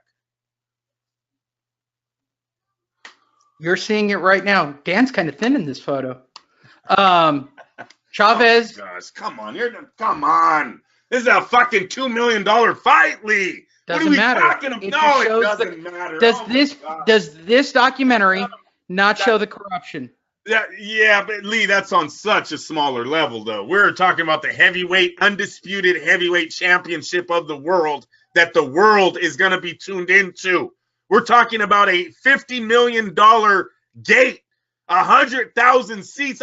Dude, it's going to be fucking ridiculous when this thing pans out, because it's either going to be an undefeated Deontay Wilder against Anthony Joshua with a knockout percentage we have never seen in boxing, or it's going to be Tyson Fury and Anthony Joshua, these 2 British fighters that will be going up for the title of the greatest heavyweight British boxer of all time. Of all time. This will be their Muhammad Ali moment. Andrew, I appreciate the fact that you believe that we're actually going to get a Lennox Lewis versus Evander Holyfield style heavyweight fight. It's bigger than that. Tyson Fury, whoever defeats the Tyson Fury Wilder winner. But remember that era, dude, when everybody fought everybody and nobody seemed to give a shit? Yeah, but I'm Riddick Bowe, you had Tyson. Bowe never fought Lewis. Bowe never fought Lewis, so you can't put Bowe in there because he put a title in the garbage. Don't put his name in there. Look, nobody wanted to fight Lewis because he was a fucking animal, right? He split open Klitschko. He destroyed Mike Tyson. He's a bad motherfucker, right? He was the Anthony Joshua in that scenario. But the rest of the division worked itself out. Like, guys made the fights. They were all about making their hundreds of millions of dollars. There was In some this era, controversy. there weren't 3 different promotional vehicles. There was They some had one controversy. promotional vehicle. It was HBO and HBO Showtime. And that's all that there was. There was nothing else that even came close to what HBO was doing, which makes Well, HBO I'm being gonna tell you at right now, Showtime isn't that close to what these other guys are paying out. So you can still say there's only 2. Yeah, remember, he's got the keys to the B side right now. Showtime ain't done shit, but showed us B-level fights ever since this whole thing started. I don't see Mikey Garcia and Spence fighting on Showtime anymore. Keith Thurman, was his last fight on Showtime? Think not. Hey, who else do they got over there? Maybe the Charlos fought on Showtime. You know what? They might have been on the undercard of the Thurman fight, and that was not on Showtime. So Showtime, they really only got their hands in this moment right here with Deontay Wilder because they have a fighter who's staying loyal. You got to remember that. He's taking a nickel when he should be getting a quarter, right? Come on now. Okay, last but not least, Andrew. Tyson Fury beats the Nazi Schwartz. Why do you have to call him that? He's because German. he has German and blue eyes? He's everything. And he looks like a Nazi. He's everything Hitler wanted in a human being. Oh, Is if that why you don't think that they're not, if you don't think that Bob's not playing up English invasion and the German invasion in this fight, the fact that it's in Vegas is crazy to me. But I'm excited to go because German women and English women are hot, Andrew. And I like people watching. So it's a good fight. It is a good fight. Hopefully the kid shows up. Okay. So gives us a reason Fury to watch wins that fight, right? Yes. Who does Fury fight next?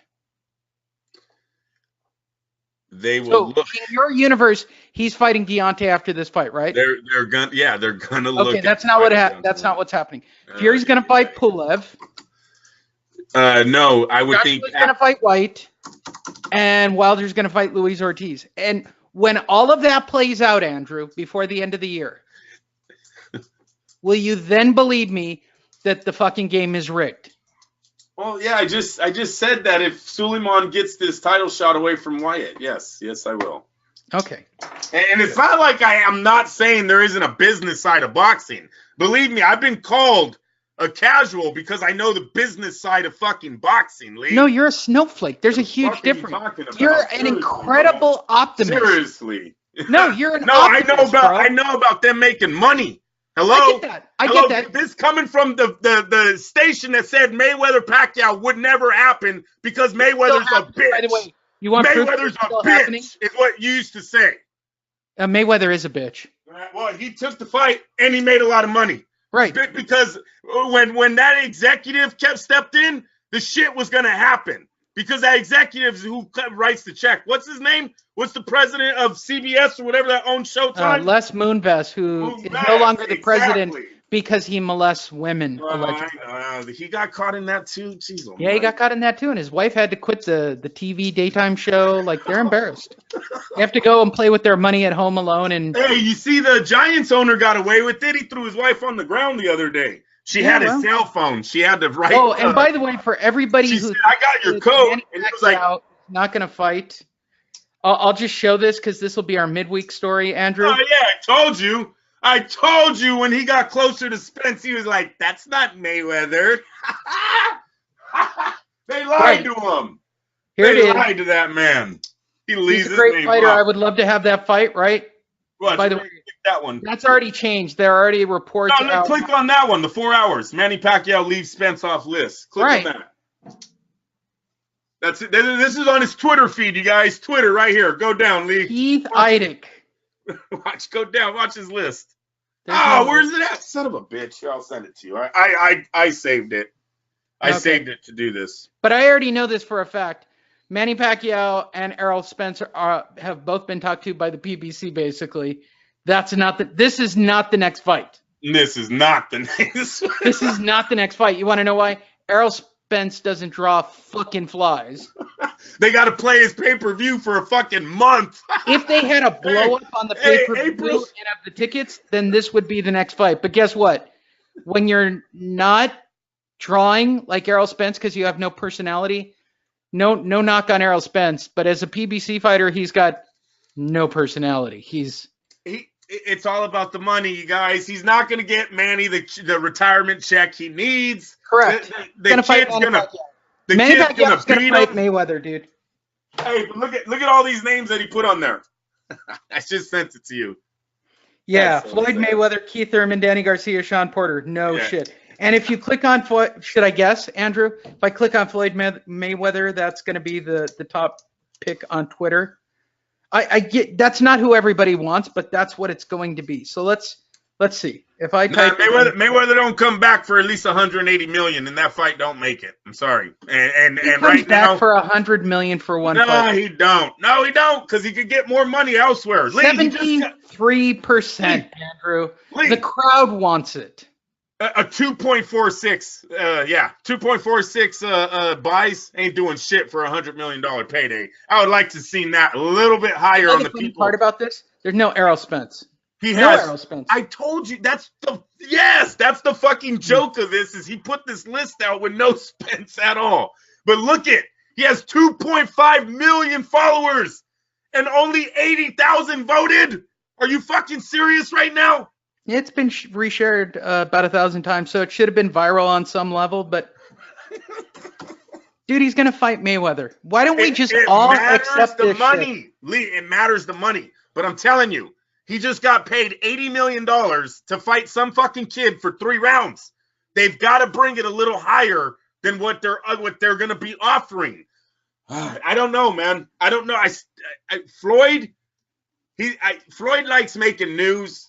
I don't know if a Manny Pacquiao rematch is really a headliner. I really don't. It might say something like 2 old men gonna do it again or some shit. That's just not up Floyd's avenue. Floyd likes news like Floyd just broke the bank again. That's the news Floyd is gonna make. I'm dead serious. If he decides to come back, because listen, one thing you guys got to realize is this Floyd breaks the bank with DAZN doesn't come easy. It's going to come with a list of opponents that Floyd really has never accepted in his life before, and that's an A-side. DAZN seems like they only want A-side fights. So Floyd is going to have to agree to probably 3 opponents before the contract's even signed, and that's what I don't know if Floyd will do. Floyd likes making a lot of money, but he also likes robbing us. He told us his whole career. That'll do it for this week. I think we've had enough. Yeah, I think so. My head hurts. I'm sure it does, Andrew. We've got things straightening out here, though. You're going against the grain. But these mandatories, Andrew, I'm not going against the grain. I'm telling everybody the fucking truth. The mandatories mean something if you want to make the $50 million, the $100 million, the $200 million. Deontay cannot lose his title. He can't take a defeat. If Anthony Joshua gets all 5 belts, he owns the heavyweight division. I don't even give a shit about it. Tyson Fury is going to be under him. If he is the undisputed heavyweight champ and he's undefeated, and how old is he? 27, 28? How old is Joshua? He's like a kid still. Yeah. Look, all 3 of them are the right age group. They'll fight each other eventually, but it's not happening this year or next. No, it said no. Joshua is going to have 2 mandatories, I believe. You're right. He's going to fight. He's going to fight the guy. Whyte or some. Yeah, he's Miller and Pulev, and I think that's what Bob Arum. He's not fighting Pulev. Pulev's going to fight Tyson Fury. I'm telling you what I saw last night, dude. It was Tyson a no-brainer setup for Tyson Fury. Tyson Fury's fighting Schwartz, but then Tyson Fury to fight Pulev would have to give up his ranking. Right? I don't think you can just say if the IBF goes no, your title shot is now. You're fighting Anthony Joshua in his next fight, and he goes, oh no, I'm gonna fight Tyson Fury. He loses his ranking. So this could happen, but these are things that these guys have worked for these mandatories for a while. They're gonna get $5 million paydays for these title shots. I don't know, man. I think they stay in line and they get their title shots, especially Dillian Whyte, who's waited a long time, and he's like with the perfect organization to pull this off. I'm telling you, Eddie Hearn, he's smiling right now because he's kind of got PBC in the corner here with this Dillian Whyte pressure. Now, if Suleiman does pull this away, fuck, man, that is terrible. That is a terrible sport belt that we're paying attention to, and I think it'd be time to actually pull the power away from WBC if they somehow get pull Dillian the power Whyte away from the WBC. Yeah, we just stopped fucking talking about them. You stopped going to their fights. Yeah, nobody's gonna do that, dude. I don't know, Lee. You can't say that in today's world. Fuck. You see how fast these fires start on social media? I don't know, man. Yeah, because that'd be pretty fucking corrupt, and the whole world is on social media. They are pretty right fucking now. corrupt, and nobody said shit. This like, I watched. It's very out in the open though now. That's the difference, Lee. The social media would have this out in the open. There would be chat rooms. How many chat rooms are there? There's thousands of chat rooms that would be going through how Dillian Whyte got fucked by Mauricio Suleiman. When Sergio Martinez got fucked by Chavez, social media wasn't doing the shitstorms that they do nowadays for people that get out of line on just the things that they say. Fuck, you can say something wrong, get recorded, and they want your whole life taken from you.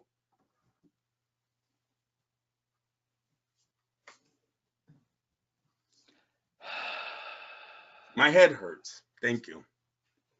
Thanks, everyone, for listening. Go to fightnetradio.com. Click on Ask Lee and Andrew a question. Let us know who you think each of these three guys are going to fight after their fights.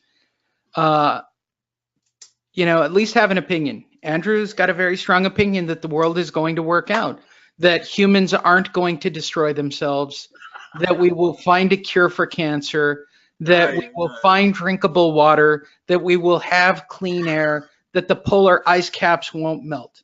On the other hand, I feel that we will all blow ourselves up with a positron collider.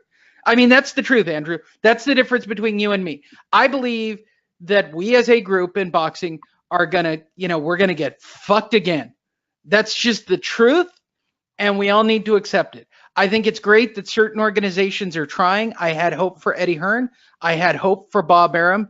But at the end of the day, Deontay Wilder's the wild card in all this. The PBC is still fucking everything up, and the WBC is playing ball with the PBC. Like, that's the game, Andrew.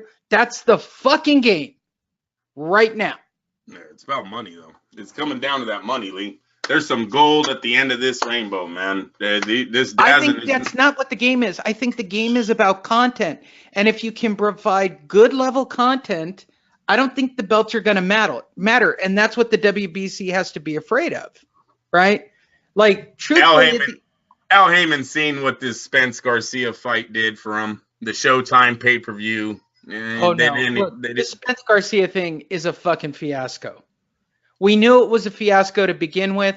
I'm very impressed that they got 40,000 people in the building. I don't know what they paid because we don't have those numbers. I don't know how many people watch because they haven't released those numbers. Like, there's a lot of shit going on about that fight that we don't know, right? Yeah.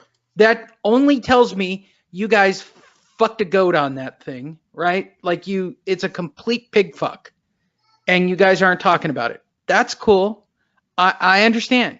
You don't want to talk about your success. At least Bob Arum has always got the balls to stand up in front of a crowd and go, that was a double. That wasn't a home run, but that was a double.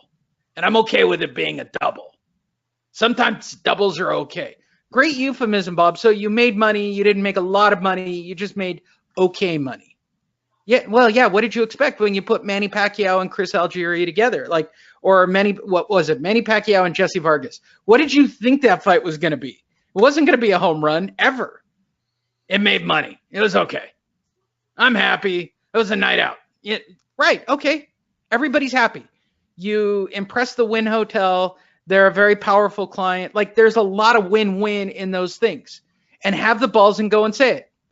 Right? Have the balls to go say it. I have never heard the PBC stand up in front of a mic and go, yeah, we were just happy that anybody paid for the pay-per-view. We knew that it was a shit card. We thought that the main event would carry it. We were wrong. We fucked up. That's the truth. You okay, Andrew? Yes, sir. Now we'll see how it all plays out. We got a few months here. We'll bring this show back. Don't worry. Go to Fight Net Radio, click on the link, let us know who you think each of the heavyweights is going to fight. Oh, yeah. Hey, you also got to throw in there Alexander Usyk is coming up to the heavyweight division. He's got to fight a couple of heavyweights first, but yes. But you know what, Lee? But wait, I know I was thinking that too, but isn't this the kid that fucking like just came into pro sports and dominated the whole damn thing? All he needs are 2 epic knockouts of people in the top 10, and he will fly right to the top. I'm telling you, there will be literally he will sign with the Zone. I think he can fight Deontay Wilder in his next fight because. But he's not. He's going to take $100 million deal from DAZN. That's what's going to happen. DAZN don't do it for free though. You see, Daniel Jacobs had to fight Canelo. Canelo has to fight Daniel Jacobs and Triple G in the same fucking year. Right. Like DAZN don't mess around. If you sign with them. Look. Okay. So kudos. Yeah. Hey, look. Same thing with Bob Arum. At the end of the day, Bob Arum doesn't really have much of a problem outside of Vasily Lomachenko and Terrence Crawford, right? Who they can't really seem to get top 10 fights for. Bob Arum doesn't have a fucking problem taking his fighters and throwing them into the deep end of the pool. Like, I'm not sucking up to Bob, but Bob historically, of course, does not have an issue taking his fighter and going, fuck you, you're going to fight him. Well, it's prize fighting. They make a lot of money doing it. It's because of the PBC era that we've started to get into this, another tune-up fight, and another tune-up fight, and another tune-up fight, and another tune-up fight, and another tune-up fight. I would like to let everyone know, Timothy Bradley last night took out about $5,000 out of his wallet or his pocket of his coat and threw it around and said, "This is the money we're all making now thanks to Floyd Mayweather."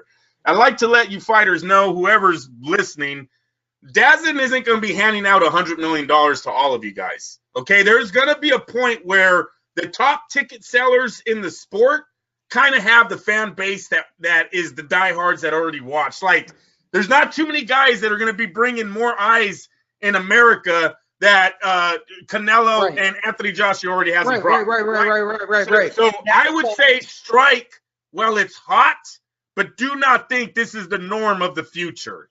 No, and that model was built by Klitschko, right? Klitschko didn't want to fight outside of Europe because he had the fan base.